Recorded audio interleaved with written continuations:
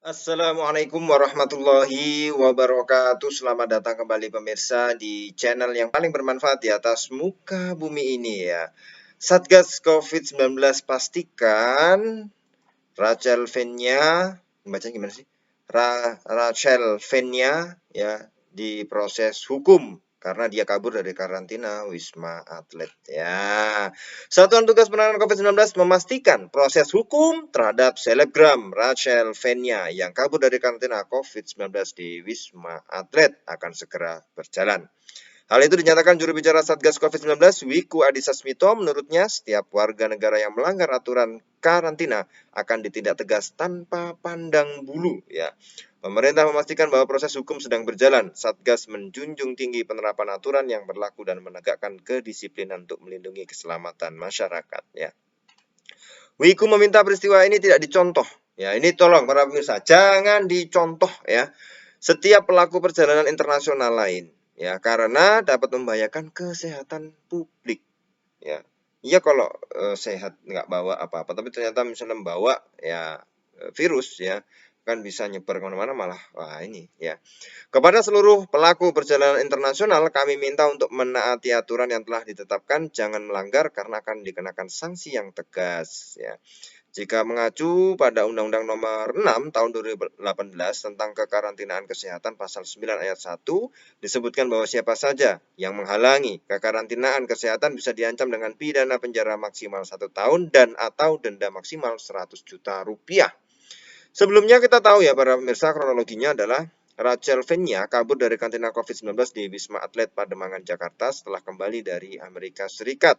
Rachel dibantu oleh seorang oknum TNI petugas karantina di Bandara Soekarno-Hatta berinisial FS untuk kabur sebelum masa karantina berakhir ya.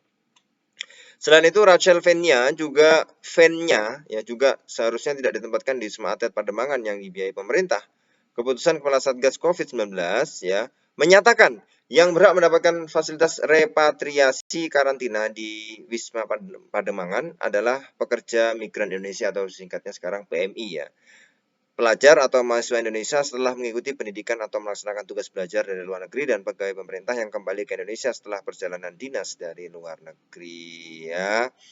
Nah, jadi kalau bukan TKI atau sekarang bahasanya adalah PMI, bukan pelajar yang setelah sekolah ya atau pendidikan atau pegawai pemerintah yang bukan yang bukan pegawai pemerintah yang lagi dinas, maka tidak boleh sebenarnya di Wisma Atlet ya. Jadi harus di hotel dan biaya sendiri. Nah, itu ya. Nah, ini ya mudah-mudahan betul-betul ditepati karena bahaya kalau kita tidak tahu apa yang dibawa dari luar negeri kalau tidak dikarantina selama berapa hari ya, 8 hari ya.